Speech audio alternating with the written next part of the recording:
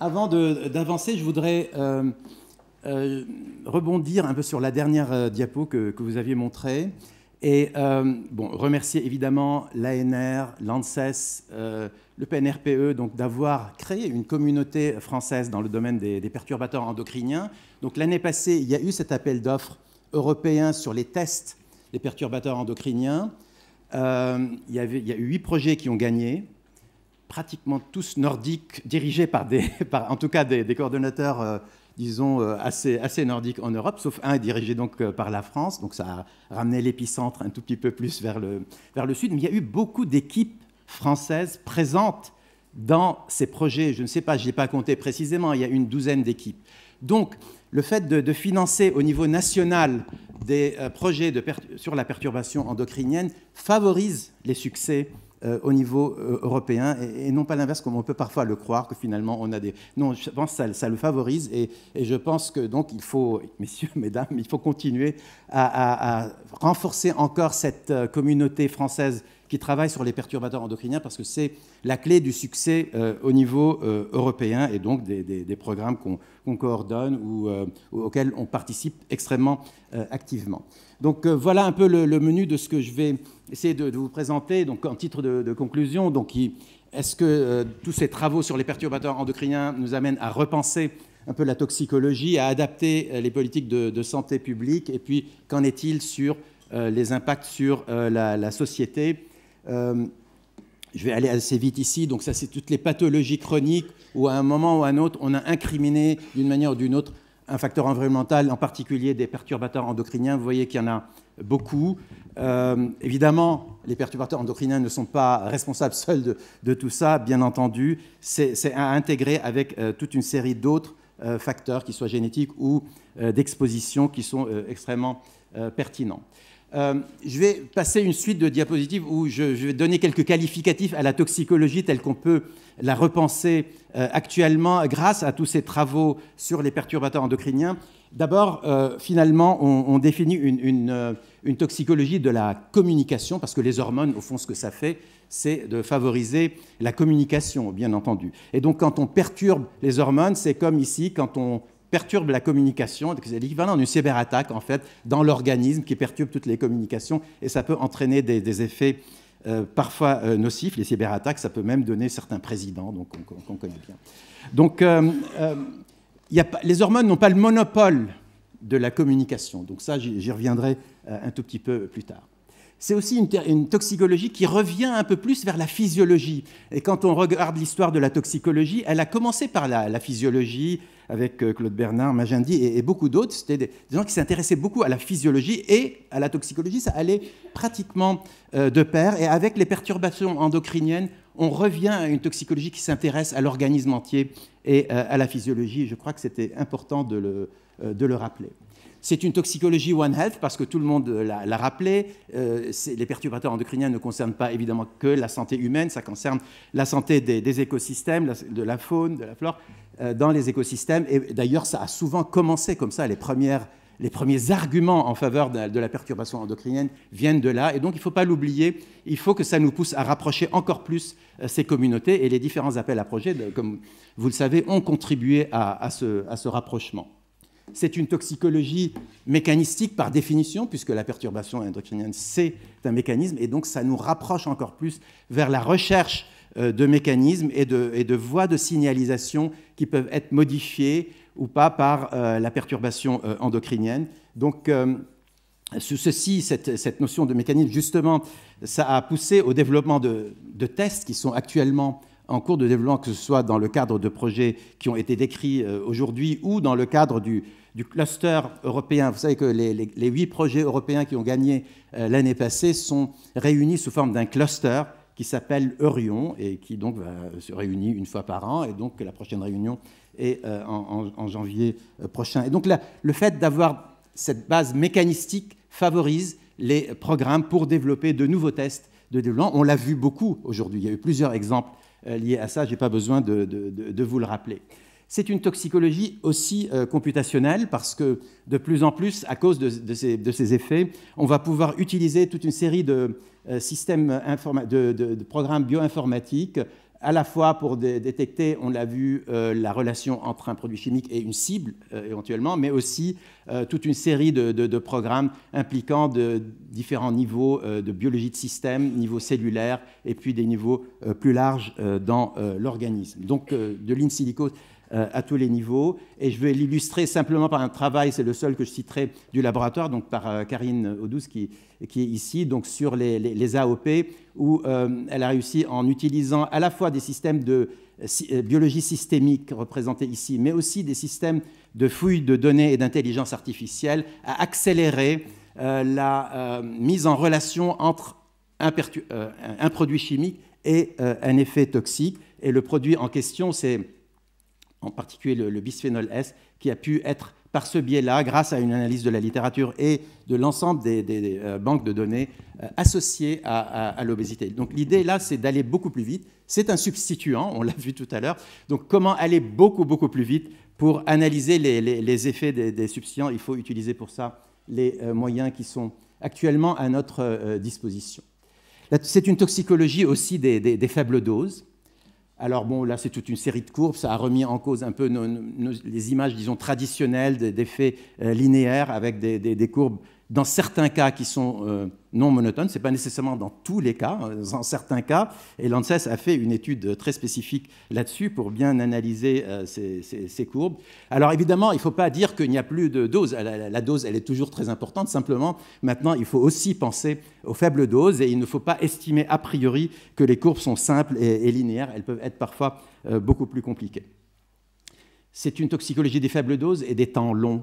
Parce que c'est ça ce que nous recherchons la plupart du temps. On ne recherche pas des effets immédiats et rapides. Et on l'a vu aussi dans toute une série d'exemples. Il faut parfois attendre des années. Enfin, dans des cultures cellulaires, c'est un peu compliqué, mais on voit des études sur 60 jours. On l'a vu tout à l'heure. Mais en tout cas, dans les études chez l'homme, parfois, il faut attendre des années, voire des dizaines d'années, voire des générations, pour voir des effets.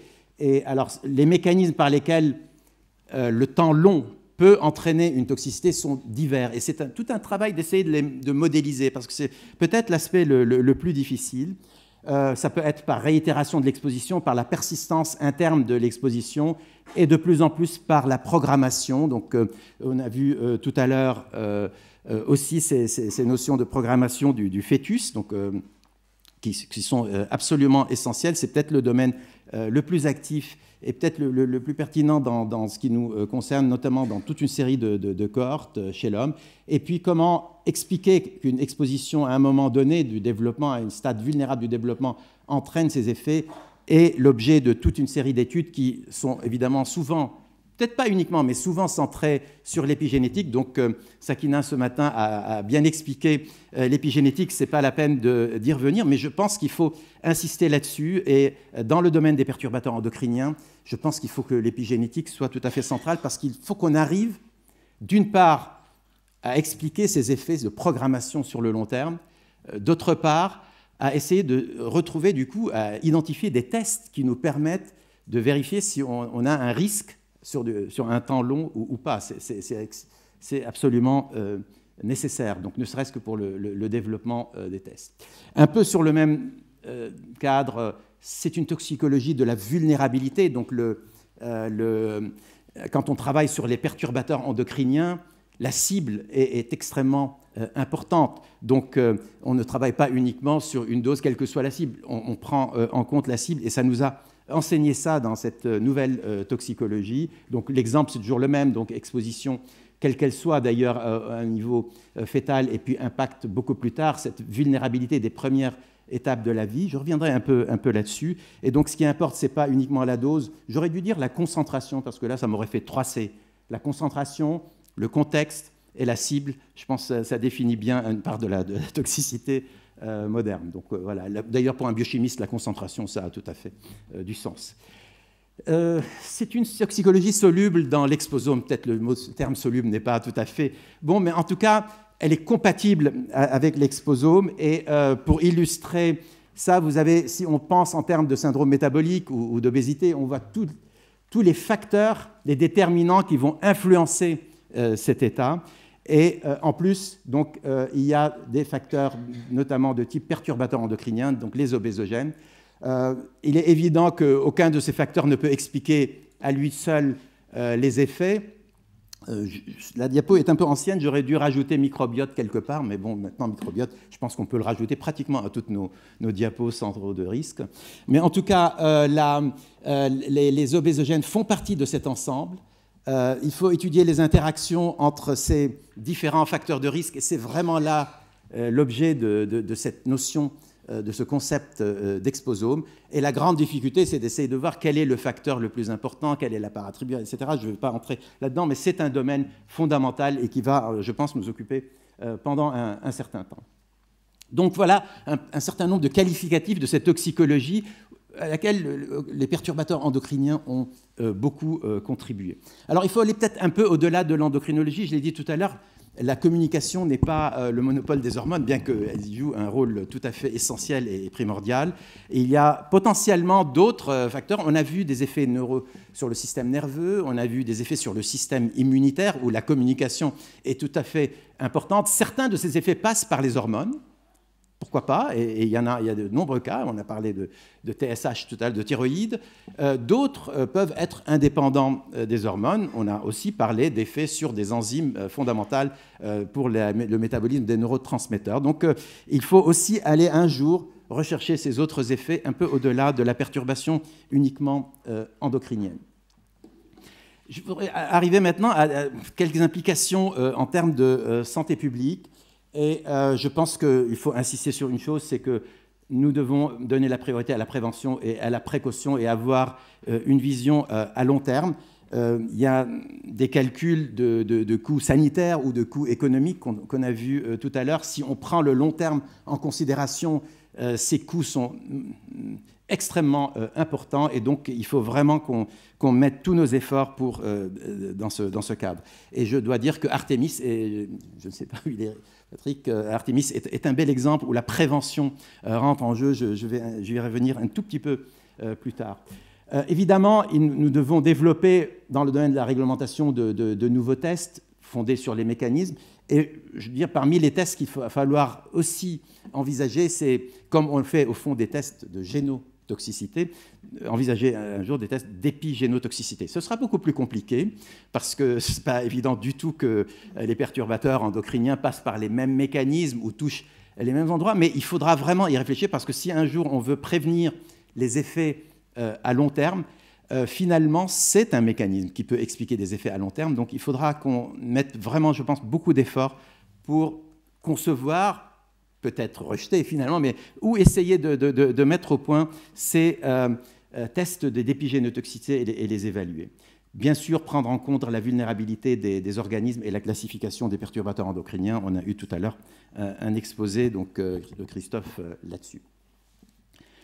Alors, je voudrais juste introduire quelque chose qui est cette prévention. Donc, on en a parlé tout à l'heure en pratique, Artemis, mais de prévention de précision, comme on parle de médecine de précision. Ce n'est pas juste pour rajouter un terme secondaire. Au fond, la prévention de précision existait déjà dans la définition de la médecine de précision qui est représentée ici, an emerging approach for disease treatment and prevention, et de prévention.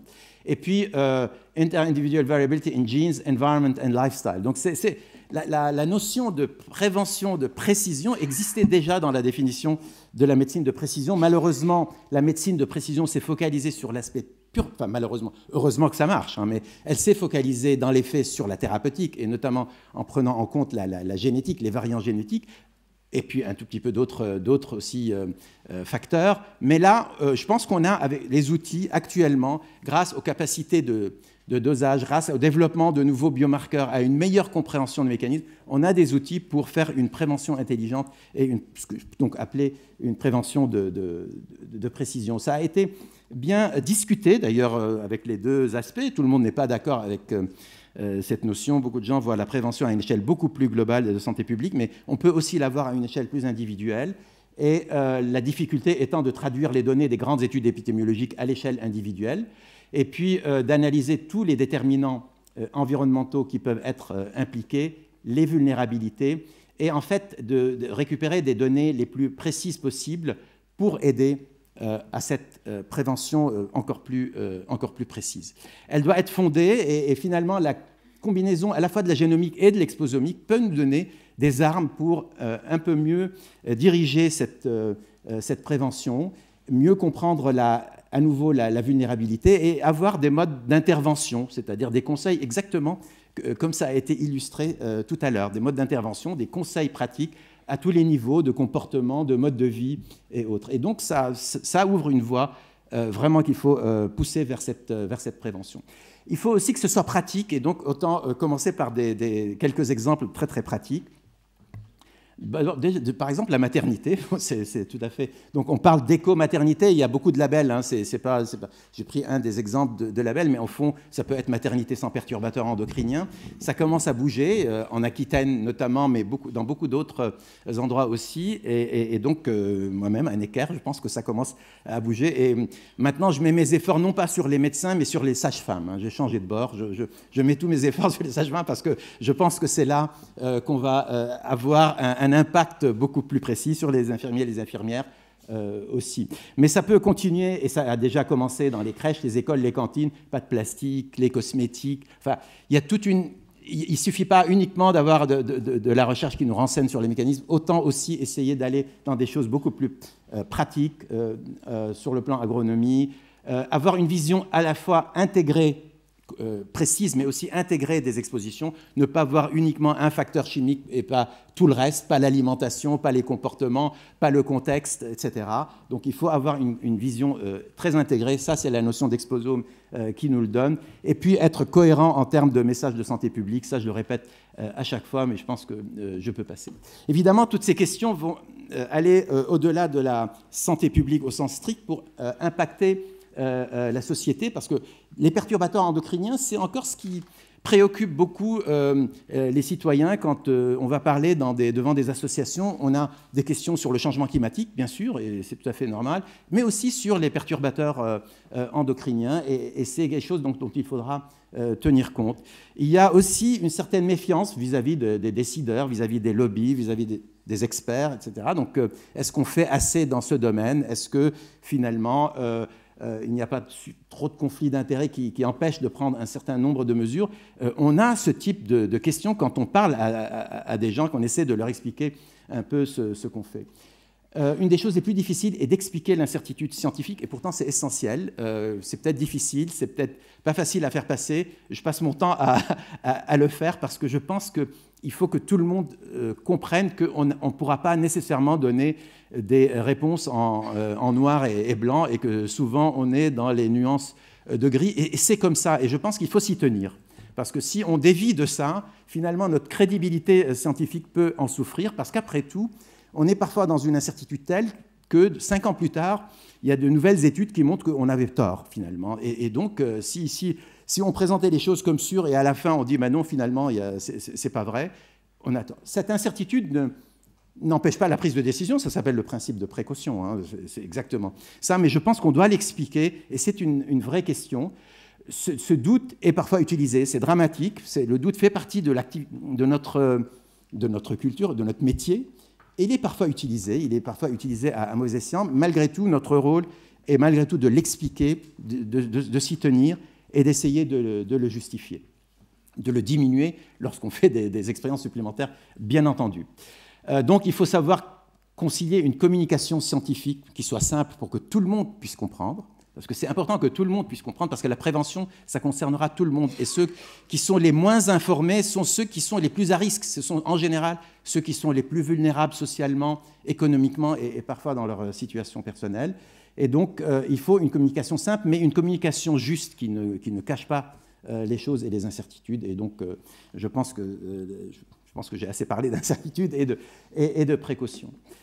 Un autre problème qui peut toucher nos sociétés, c'est les vulnérabilités. On a dit les perturbateurs endocriniens, ça a mis en évidence le fait que certaines catégories sont peut-être plus vulnérables que d'autres. Mais cette vulnérabilité a des origines multiples. Hein, donc c'est le développement, bien sûr, l'âge, mais aussi les comorbidités, le type d'alimentation, les situations socio-économiques est une vulnérabilité fondamentale. La question pour nous, c'est est-ce qu'il faut cibler dans ce qu'on fait la partie dite la plus vulnérable? Par exemple, est-ce qu'on doit prendre des mesures spécifiquement pour les femmes enceintes? Et on doit le faire sans doute. Il y a des choses qu'on doit dire, il y a des messages qu'on doit passer, mais quand on voit les populations dites vulnérables, par exemple, il est évident que le stade fœtal, c'est de la vulnérabilité, et la petite enfance. Mais la puberté et la prépuberté le sont aussi. Les hommes en état à l'âge préconceptionnel, c'est-à-dire une bonne partie finalement de la vie, maintenant on sait qu'il y a aussi une vulnérabilité particulière vis-à-vis de certains perturbateurs endocriniens. Finalement, cette vulnérabilité, elle est en train d'être vendue, et la question pour nous, c'est doit-on cibler certaines catégories ou finalement c'est trop difficile et il faut prendre des mesures à une échelle globale et beaucoup plus large. Je pense que ça mérite une réflexion, ça mérite un consensus au fond pour qu'on puisse y aller. Voilà quelques réflexions que je voulais faire en conclusion de cette journée. Je pense qu'elle a été extrêmement riche et je pense qu'elle appellera de nombreuses autres journées pour que cette communauté puisse rester aussi active et productive. Merci à vous. Moi, j'avais plutôt une remarque qui va lancer un petit peu de cette réflexion sur la méfiance. Oui. Actuellement, toute la communauté scientifique est confrontée à un gros problème.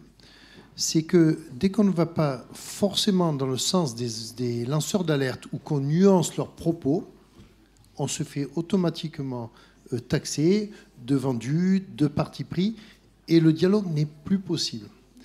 Et je ne sais pas comment on peut faire parce que j'étais au salon Marjolaine de l'agriculture il y a quelques années et une personne est venue me voir après l'exposé et me dit « Mais monsieur, ce que vous faites là, c'est très beau, continuez comme ça, on vous soutient. » Je dis ben, « Merci, c'est très gentil. » Et elle m'a dit « Que pensez-vous des ondes électromagnétiques ?»